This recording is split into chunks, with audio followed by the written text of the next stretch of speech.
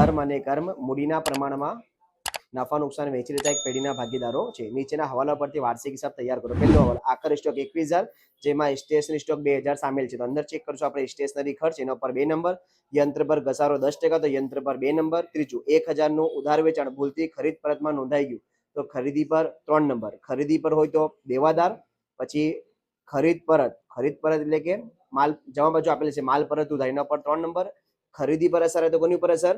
લેણદાર પર. તો લેણદાર પર લખશું આપણે 3 નંબર. લેણદારનું નામ શું છે આ વખતે? દેવું. ચોથો હવાલો જાહેરાત ખર્ચનો 1/4 ભાગ આવતા વર્ષ માટે લઈ જાઓ, તો જાહેરાત ખર્ચ પર 1 નંબર. જેમ હવાલા આપણા ટીક થાય સૌથી પહેલા શું લખવાની?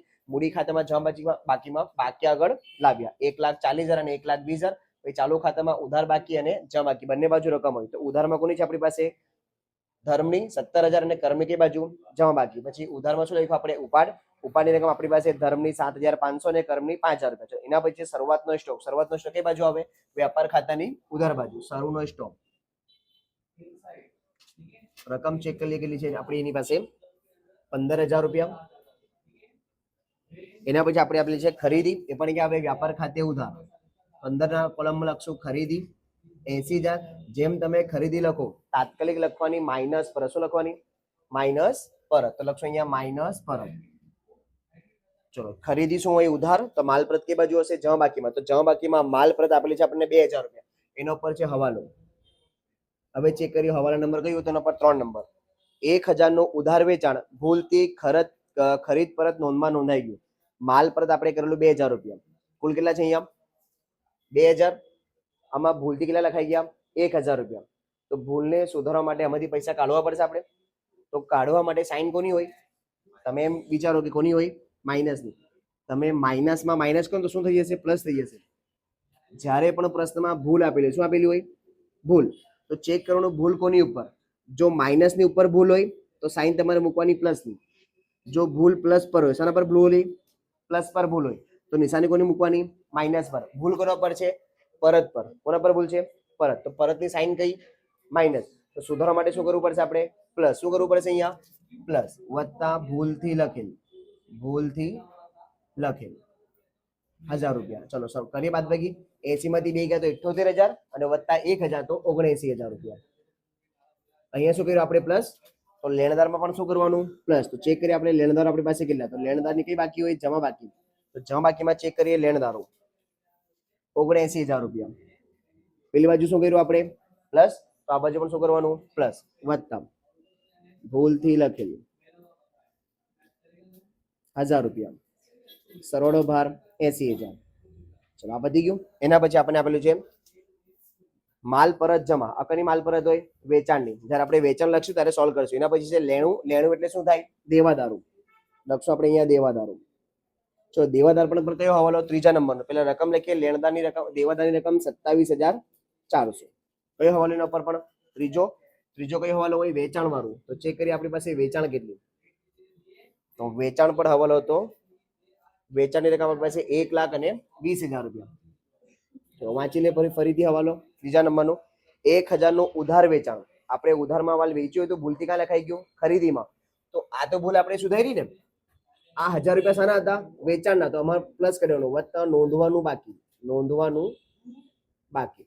લખવાનું કામ હતું ખરીદીમાં, ભૂલથી ક્યાં લખાઈ ગયું? ખરીદ પરતમાં. લખવાનું કામ હતું આપણે અહીંયા વેચાણમાં, ભૂલથી આપણે ક્યાં લખ્યું? આમાં લખ્યું. તો અહીંયા લખવા પડશે ને પાછા 1,000 રૂપિયા. ચલો પ્લસ કરો. 1,20,000 વત્તા 1,000 તો 1,21,000 માઇનસ લખવાનું નીચે પરત. વેચાણ શું હોય? જમા. તો પરત કઈ બાજુ હશે? ઉધારમાં જોઈએ લખી છે માલ પરત જમા. કેટલી છે?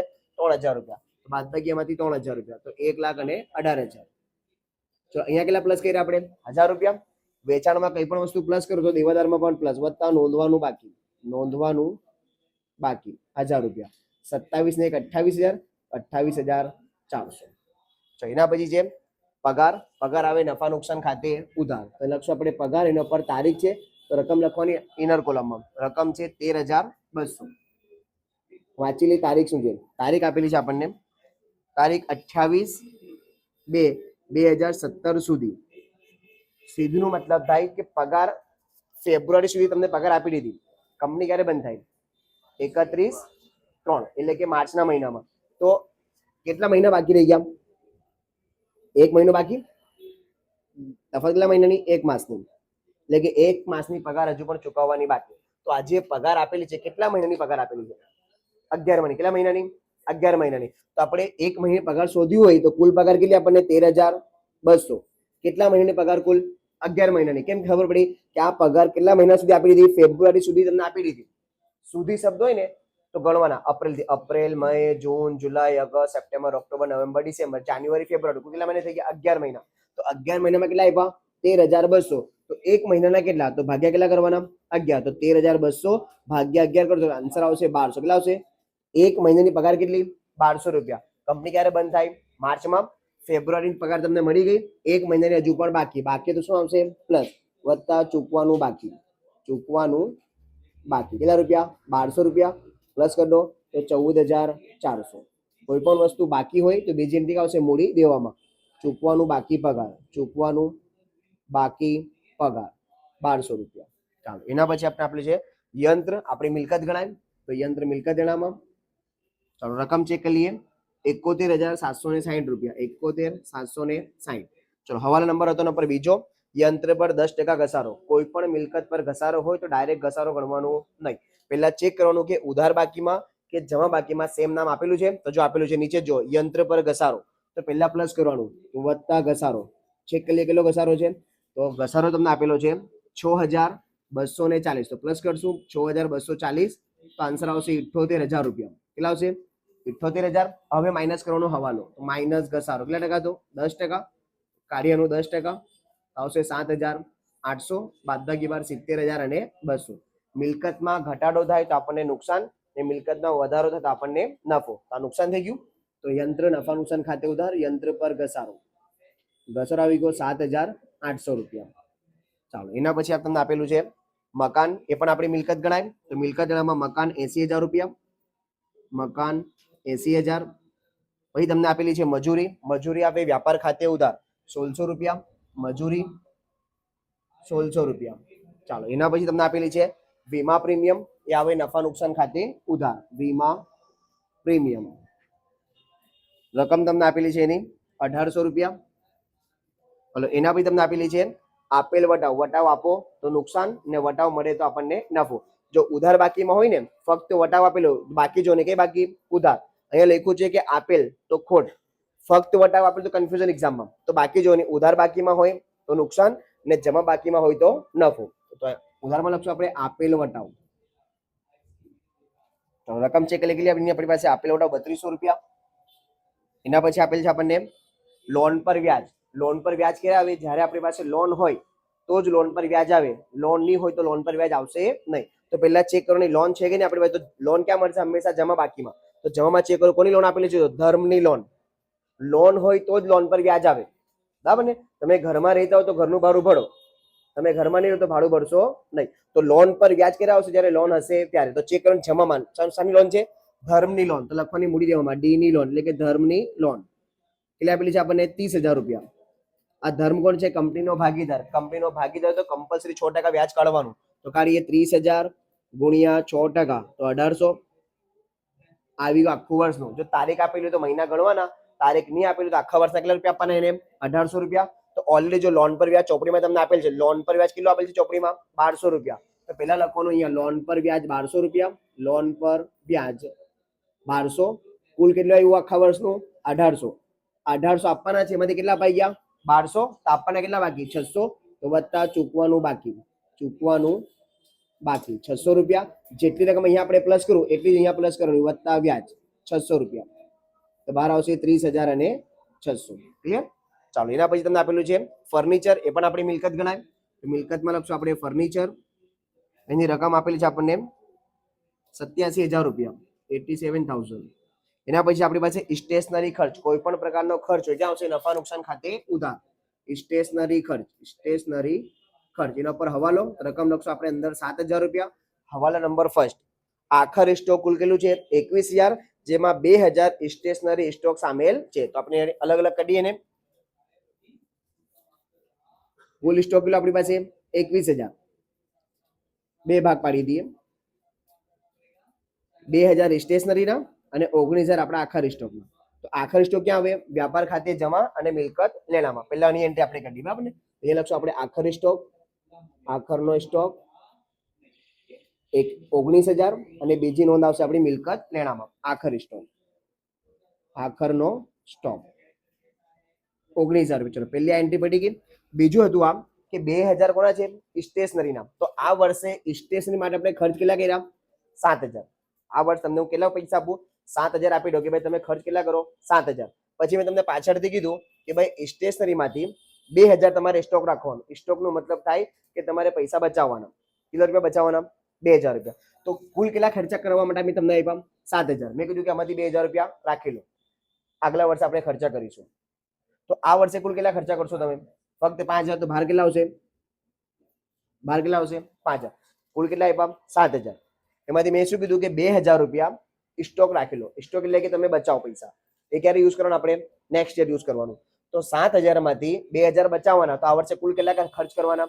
5,000 રૂપિયા. અહીંયા શું કરવું પડશે? આપણે બાદબાકી કરવી પડશે ને. કેટલા રૂપિયાની? 2,000 રૂપિયાની. આ 2,000 શાના થઈ ગયા? સ્ટોકના. શાના થઈ ગયા? સ્ટોક. માઇનસ આવે તો બીજી એન્ટ્રી ક્યાં જાય? મિલકત લેણામાં. સ્ટેશનરી. કોનો સ્ટોક છે? આ સ્ટેશનરી. તેના કોનો? Stationary stock. સ્ટેશનરી સ્ટોક 2,000 રૂપિયા. એમ સમજી લો. બીજી વસ્તુ હોય કોઈ પણ પ્રકારનો સ્ટોક હોય, જશે કે હંમેશા મિલકત લેણામાં. સ્ટેશનરી માટે કેટલા રૂપિયા ખર્ચ કર્યા? 7,000. સ્ટોક કેટલા હોવું જોઈએ? 2,000 રૂપિયા. તો આ બાજુથી મિલકત લેણામાં એન્ટ્રી ક્યારે જશે? જ્યારે આપણે અહીંયા માઇનસ કરશું ત્યારે. પ્લસ કરીએ તો ક્યાં જાય? મૂડી દેવામાં. માઇનસ કરો તો જ ક્યાં જાય? આપણે મિલકત લેણામાં. ને કોઈ પણ પ્રકારનો સ્ટોક હોય તો જાય કે હંમેશા મિલકતમાં. તો કોઈ પણ વસ્તુમાં સ્ટોક સમાવી ગયો હોય તો શું કરી દેવાની? એની બાદબાકી. માઇનસ કરો તો બીજી એન્ટ્રી ક્યાં જશે? કમ્પલસરી મિલકત લેણામાં. ચાલો આગળ વધીએ. જાહેરાત ખર્ચ એ પણ ક્યાં આવશે? નફા નુકસાન ખાતે ઉધાર. જાહેરાત ખર્ચ રકમ છે આપણી પાસે 36,000 રૂપિયા. હવાલા નંબર 4. જાહેરાત ખર્ચનો 1/4 ભાગ આવતા વર્ષ ખાતે લઈ જવાનો છે. આ વર્ષે જાહેરાત ખર્ચમાં કેટલા પૈસા આપ્યા આપણે? 36,000 રૂપિયા. આમાંથી 1/4 ભાગ ક્યારે યુઝ કરવાનું? નેક્સ્ટ યર માટે. તો આવતા વર્ષ લઈ જવાનું તો પણ શું આવશે? અહીંયા માઇનસ. એનું શું કહેવાય? અગાઉથી ચૂકવેલ. અગાઉથી ચૂકવેલ. આવતા વર્ષ માટે કોઈ પણ વસ્તુ લઈ જાઓ એનું શું કહેવાય? અગાઉથી ચૂકવેલ. કેટલો ભાગ? 1/4. તો કરીએ 36,000 ગુણ્યા 1/4. તો આન્સર કેટલા આવશે? 9,000. કેટલા આવશે? 9,000. અહીંયા બાદ કરશું આપણે 9,000. 36 માંથી 9 કેટલા આવશે? અહીંયા 27,000 રૂપિયા. પાછું માઇનસ આવ્યું. પાછું ક્યાં જશે? આપણી મિલકત લેણામાં. અગાઉથી ચૂકવેલ શું હતું? જાહેરાત ખર્ચ 9,000 રૂપિયા. એના પછી છે રોકડ શિલક. એ પણ ક્યાં આવશે? આપણી મિલકત લેણામાં 51,000 અને 200. રોકડ 51,200. પછી લખ્યું ચાલુ ખાતું ધર્મ. ઓલરેડી આપણે લખાયેલા 17,000 રૂપિયા. બરાબર. ચલો જવામાં સૌથી પહેલા મૂડી આપણી લખાઈ ગઈ ઓલરેડી. વેચાણ આપણી સોલ્વ થઈ ગઈ. એના પછી જેમ માલ પરત ઉધાર એ પણ થઈ ગયું. દેવું એટલે કે લેણદારો એ પણ આપણા થઈ ગયા. મજૂરીના બાકી દેવા. કોઈ પણ વસ્તુ પર આગે બાકી દેવા હોય તો ક્યાં લખાય? મૂડી દેવામાં. મજૂરીના બાકી દેવા. મજૂરીના બાકી દેવા. ચલો રકમ છે કેટલી છે? મજૂરીના બાકી દેવા 700 રૂપિયા. એના પછી જ આપણી પાસે ધર્મની લોન એ પણ આપણે ઓલરેડી લખાઈ ગઈ. એના પછી લખ્યું છે મળેલ વટાવ. વટાવ આપો તો નફા નુકસાન ખાતે ઉધાર. વટાવ મળે તો નફા નુકસાન ખાતે જમા. મળેલ વટાવ. રકમ ચેક કરી એની 6,600 રૂપિયા. એના પછી છે બેંક ઓવરડ્રાફ્ટ. એ પણ આવે મૂડી દેવામાં. બેંક ઓવરડ્રાફ્ટ એની રકમ છે આપણી પાસે 2800 રૂપિયા. અને છેલ્લું છે આપણી પાસે ચાલુ ખાતું કર્મનું. તો ઓલરેડી આપણે લખેલું છે. બાકી આગળ આવ્યા કર્મમાં 14,000 રૂપિયા લખાઈ ગયા. ચલો કોઈ એન્ટ્રી બાકી? હવાલા પણ આપણા બધા પતી ગયા. બરાબર ને. ચલો 1 બાય 1 આપણે ખાતા બંધ કરીએ. લાવો ભાઈ કેલ્ક્યુલેટર આપી દઈએ. ચલો પ્લસ કરીએ. 19,000 વત્તા 1,18,000. તો 1,00,000 અને 37,000. સરવાળા કરતા દીકરા તમે લોકો પણ સાથે સાથે 1,37,000 બાદબાકી કરીએ તો અહીંયા આવશે કાચો નફો. ચેક કરીએ કાચો નફો કેટલા આવે આપણો? Minus 15,000 minus 79,000 minus 1,600. 41,000 અને 400. આમાં કા પડશે? ઉધાર. તો નફા નુકસાનમાં કા જશે? જમા. કાચો નફો 41,400. પહેલા બંને બાજુ ચેક કરું કે બાજુ વધારે. જો આ બાજુ વધારે લાગે છે 27,000 ને આ 14,000. તો આ બાજુ વધારે લાગે છે. બરાબર. તો આ બાજુ કરીએ આપણે સરવાળો. 14,400 વત્તા 7,800 વત્તા 1,800 વત્તા 3,200 વત્તા 1,800 વત્તા 5,000 વત્તા 27,000. આન્સર એવું 61,000 રૂપિયા. ઉધાર બાકીમાં 61,000. આ બાજુ પણ સેમ 61,000. ઉપરની કરી આપણે બાદબાકી માઇનસ 41,400 માઇનસ 6,600 તો આન્સર આવશે 13,000 રૂપિયા અને એ કહેવાય ચોખ્ખી ખોટ. આ બાજુ આવે તો ચોખ્ખો નફો ને આ બાજુ બાકી આવે તો ચોખ્ખી ખોટ. આમાં કા પડ્યું જમા તો આ ખાતે કા પડશે ઉધાર. ચોખ્ખી ખોટ 13,000 રૂપિયા. સેમ સરળો નીચે 13,000 આ બાજુ પણ 13,000 ઉપર પણ 13,000 અને કહેવાય વહેંચણી પાત્ર ખોટ. વહેંચણી પાત્ર ખોટ ધર્મ અને કર્મ. હવે નફા નુકસાન પ્રમાણ જો શું આપેલું હતું મૂડીના પ્રમાણમાં. ઉપર કોઈ પ્રમાણ આપેલું નથી તો કયા પ્રમાણમાં મૂડીના પ્રમાણમાં. તો આપણે શોધવાનું મૂડીનું પ્રમાણ શોધી લઈએ. પહેલાની મૂડી કેટલી 1,40,000 બીજાની કેટલી 1,20,000. જ્યારે પણ તમને કહે કે મૂડીનું પ્રમાણ તો પહેલા મૂડી લખવાની એમાં જોવાનું સરખા શું શું દેખાય તમને અહીંયા 4 0 સરખા અહીંયા પણ 4 0 સરખા કેન્સલ કરી દેવાના. શું એવું પછી 14/12 કયા ઘડિયામાં આવે બેના ઘડિયામાં 2 7 અને 2 6 તો શું પ્રમાણ આવ્યું 7/6. વેચી નાખીએ 13,000 ને 7/6 ના પ્રમાણમાં તો 7,000 અને 6,000 7 અને 6 13 થઈ ગયા. આમાં કા પડશે જમા તો આ ખાતામાં કઈ બાજુ આવશે ઉધાર બાકીમાં 31,370 વહેંચણી પાત્ર ખોટ. વહેંચણી પાત્ર ખોટ 7,000 અને 6,000. ચલો આના ખાતા બંધ કરીએ તો આ બાજુ 14,000 વધારે સેમ આજુ બાજુ 14,000 ઉપરની કરીએ બાદબાકી 14 માંથી 6 ગયા તો 8 8 માંથી 5 ગયા તો 3,000. ચલો સરવાળો કરીએ તો 17,000 7,500 અને 7,000 31,500 આનું આ બાજુ વધારે સેમ આ બાજુ સરવાળો 31,500 ઉપરની કોઈ રકમ દેખાય નહીં તો સેમ રકમ ઉપર 31,500. ચલો બંને બાજુ લખીએ 31,370 બાકી આગળ લઈ ગયા. આ બાજુ પણ સેમ 31,370 બાકી આગળ લઈ ગયા. મૂડી ખાતું બંધ કરીએ એક જ રકમ આવશે 1,40,000 1,20,000 સેમ આ બાજુ પણ 1,40,000 1,20,000 ઉપર પણ સેમ 1,40,000 અને 1,20,000. જે રકમ આવે સીધી અહીંયા લખવાની મૂડી ધર્મ અને કર્મ 1,40,000 અને 1,20,000 સરવાળો ભાર 2,60,000. હવે ચાલુ ખાતામાં કેટલે લખવાનું જેની બાકી આ બાજુ આવે એ મૂડી દેવામાં જેની બાકી આ બાજુ આવે એ મિલકત લેણામાં. તો આમાં કોની બાકી આવી કર્મની તો કેના ચાલુ ખાતે 3,000 રૂપિયા. આ બાજુ કોની આવી ધર્મની તો ડી ના ચાલુ ખાતે 31,500. બંને બાજુ સરવાળો કરીએ ચાલો હવે 2,60,000 વત્તા 3,000 80,000 1200 30,600 700 અને 2,800 3,78,300 3,78,300. ચલો મિલકત ના કરીએ 70,200 80,000 કેટલું દીકરા 87,000 28,400 51,200 31,500 9,000 2,000 અને 19,000 3,78,300. કર્યું તમે બંને બાજુ પર કોને કોને કર્યું 3 જ જણે કર્યું. ચલો લખી લો ફટાફટ. જો કુછ